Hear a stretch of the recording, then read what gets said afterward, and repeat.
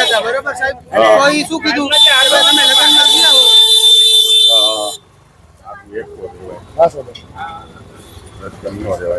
જો ધારાસભ્ય શ્રી જીતુભાઈ સોમાણી આવ્યા છે અને જીતુભાઈ ને પણ જીતુભાઈ આ બધા ની કોઈ વસ્તુ હલાવીશ નહીં. શું જેટલું સેટઅપ છે હા કામ કરતા છે હા. એ લોકોને રાખવામાં આવશે. બરાબર બાકી કોઈને કઈ રાખવામાં નહીં આવે. 58 વર્ષ ઉપરના નહીં રાખવામાં આવે. સરકારના ધારા ધોરણ મુજબ નિયમ મુજબ સાહેબ જે સેટઅપ ખાલી હોય એ તો થશે સેટઅપ ખાલી હોય નિયમ મુજબ. સેટઅપ કેટલાનું છે ખબર તમને? અહીંયા 59 નું ખાલી બતાવો.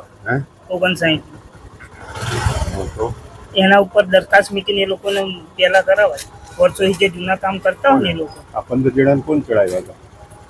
નહોતા ચડતા તો કોણ ચડાવ્યા હતા? એ ક્યાં ગયા? એને આપણે રજૂઆત છે અંદર કરી.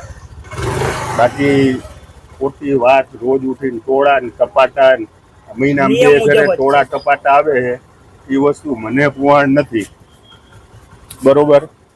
અને ભાટીભાઈ જીતુ સોમાણી નો ઇતિહાસ ખબર છે ને તમને? મને બધી ખબર છે. હા જીતુ સોમાણી નો ઇતિહાસ ખબર છે ને? બધી ખબર છે મને. હા શું મને બધી ખબર છે. હા હું આજે છે ને 12 વાગ્યાની આડેગાડે લગભગ સફાઈ કર્મચારીઓ રહ્યા ને એના પ્રશ્નો માટે એના પ્રમુખની બધા આવ્યા હતા. એટલે હું અહીંયા નગરપાલિકાએ મને બોલાવ્યો. એટલે નગરપાલિકાની બારે બધા કર્મચારીઓ અને એના પ્રમુખ ને બધા આવ્યા હતા સંઘના એના બધા. અને બધાનું એનો પ્રશ્ન શું છે અને એ પ્રશ્નોને એને બધાને ભાટી ટીવીમાં બધું એનું કવરેજ કરતો હતો એમ. એટલે બધા એના પોતપોતાના પ્રશ્નોની બધા કહેતા હતા એમ અને હું કવરેજ કરતો હતો.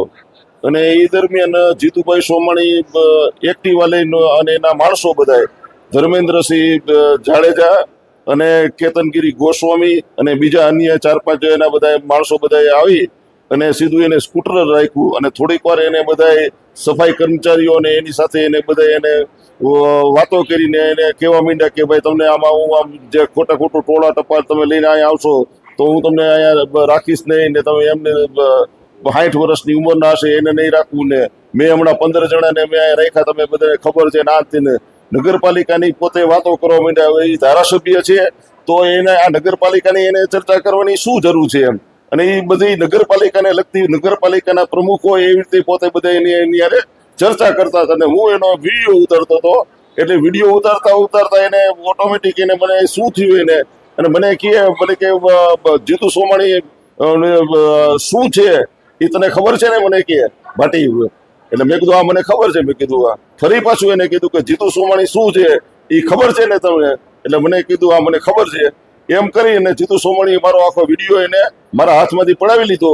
અને જીતુ સોમાણીએ અને ધર્મેન્દ્રસિંહ જાડે અને કેતનગીરી ગોસ્વામીએ મને ઢીકાપટુથી મારવા માંડ્યા અને કેતનગીરી ગોસ્વામીએ મારો વિડીયો જે આખો ડિલીટ કરી નાખ્યો.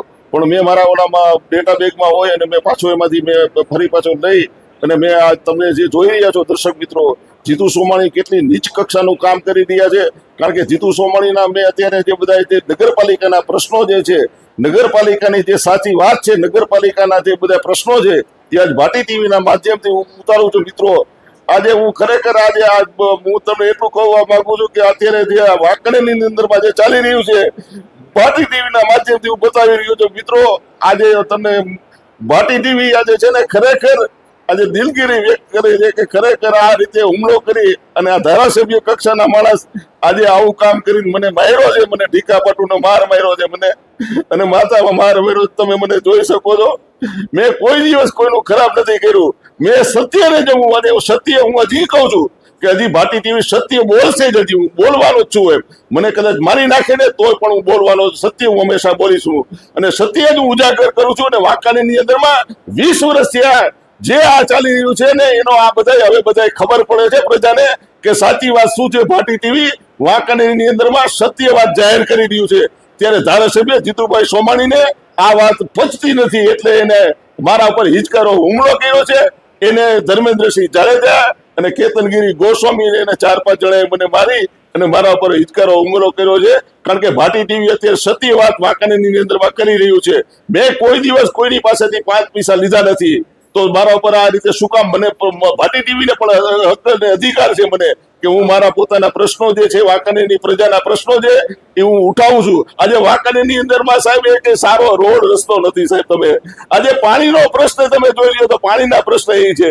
આજે તમે જોઈ લ્યો તો ટાઉન હોલ સાહેબ આજે 2006 નો એમને પડ્યો છે. આજે તમારા શોપિંગ સેન્ટર તમે બનાવીને આજે વરવરમાં વેચી દીધા છે તમારે, સમજે કે નહીં? તો તમે આ બધા તમારે એક પોતે કરો છો તો આ કેમ પ્રશ્ન તમને યાદ નથી આવતા? અને નિશાળનો મેં કાલે પ્રશ્ન ઉઠેલો, 20 વર્ષની અમારી વિસીપરાની નિશાળ છે, આજે તમે બંધ કરીને બેઠા છો. શરમ આવી જોઈએ, શરમ તમને કે ખરેખર નગરપાલિકાની જે નિશાળ છે એને તમારે અહીંયા ચાલુ કરવાના બદલે મને એ કહેવા માંડ્યા મને કે અહીંયા નિશાળ થાય, અને શું કામ નિશાળ ન થાય? 20 વર્ષની જે ગ્રાન્ટેડ નિશાળ છે એને તમે બંધ કરી દો છો અને આ બધું તમે કરો છો. તો ખરેખર આ બધી વસ્તુઓ જો ન થવી જોઈએ. અને ખરેખર જે વાંકાનો